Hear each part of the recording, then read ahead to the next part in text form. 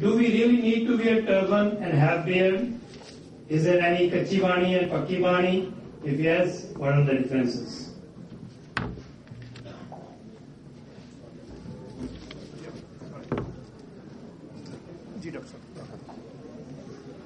भाई साहब ने दस्तार बारे पहला ही दसे। मैं सिर्फ एक ही गल कि दस्तार साडा और एक पिछले दिन किसी ने लिखा भी इट्स अवर क्राउन, ताज है। तो किसी ने उहदे जवाब च कहा कि ताज तो कई बार बादशाहां कोल हुंदे ने ते कई बारी खुस भी जांदे ने। ये साडा इहो जिहा ताज है जिहदे दे नाल सिर तां लग सकदे, ये सिर तो नहीं लग सकदी।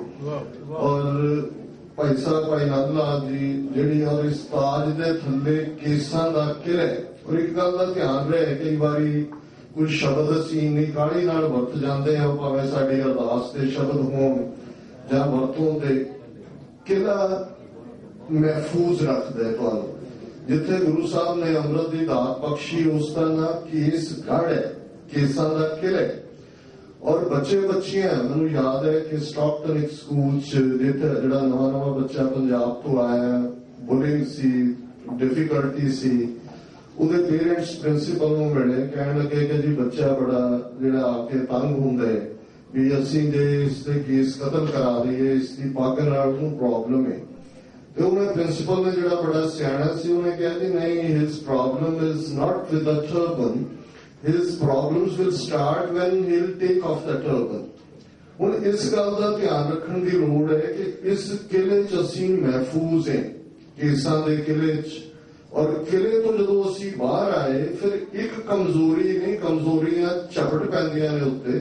ਸੰਭਵ ਹੈ ਦਸਤਾਰ ਰੱਖ ਕੇ ਵੀ ਅਸੀਂ ਕਮਜ਼ੋਰ ਹੋਈਏ, ਅਸੀਂ ਗੁਨਾਹਗਾਰਤਾ ਵਾਲੇ ਕੰਮ ਕਰਦੇ ਹੋਈਏ, ਪਰ ਜਦੋਂ ਸ਼ੀਸ਼ੇ 'ਚ ਆਪਣੀ ਸ਼ਕਲ ਦੇਖਾਂਗੇ ਤੇ ਕਦੇ ਤਾਂ ਯਾਦ ਆਏਗਾ ਕਿ ਸਾਨੂੰ ਗੁਰੂ ਕਲਗੀਧਰ ਪਾਤਸ਼ਾਹ ਨੇ ਖਾਲਸਾ ਮੇਰੋ ਸਤਿਗੁਰ ਪੂਰਾ, ਖਾਲਸਾ ਮੇਰੋ ਸੱਜਣ ਸੂਰਾ, ਖਾਲਸਾ ਮੇਰੀ जान की जान, खालसा मेरो प्राण को प्राण, खालसा मेरो मैं खालसे का ओत पोत सागर बुंदेरो।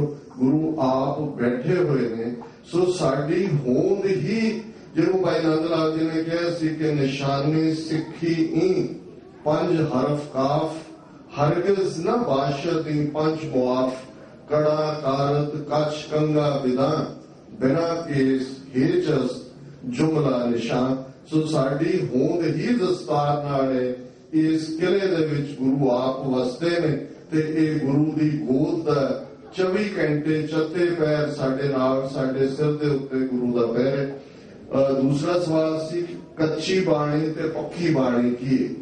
ते जे इहनूं असीं गुरु अमरदास जी दे शब्दां च इस तरह पढ़ीए कि आवो सिख सतगुर के प्यारिओ, गावो सच्ची बाणी, बाणी ता गावो गुरु केरी, बाणी है सिर बाणी, जिनको नदर कर्म होवे, हृदय तिना समाणी, पीवो अमृत सदा रोहारन, जपे हो सारन पाणी, कह नानक सदा गावो।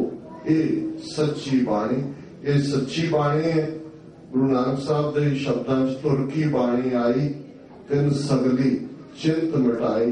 गुरु साहब ने अपने शब्दां च हो आपो बोल ना जानदा, मैं कहा सब हुक्माओ जियो। गुरु अर्जन साहब ने अपनी शहादत दे नाल गुरु ग्रंथ साहिब दे इस स्वरूप जिसकी सच्ची बाणी साडा कल्याण करती है, उसकी सलामती रखी है। ते गुरु ग्रंथ साहिब की बाणी मुख तौर से जिसनों 10वें पातशाह ने जो असी दोहरांदे कि सब सिखन को हुक्म है गुरु मान्यो ग्रंथ। सो ये सच्ची बाणी है। और इस गुरु ग्रंथ साहब नूं ही चबर छतर तख्त गुरु कलगीधर पातशाह ने बख्शे। सो मैं समझदा कि इस तो बिना बेशक असी प्रेम के गीत लिखते हैं, पढ़ते हैं, नज़्मा लिखते हैं। भाई साहब भाई वीर सिंह जी दियां लिखतां कई बार अखां च अथरू लिया दिंदियां ने। इहो जिहे प्यार दे वलवले ने भाई गुरदास जी दियां लिखतां, भाई नंद लाल जी दियां।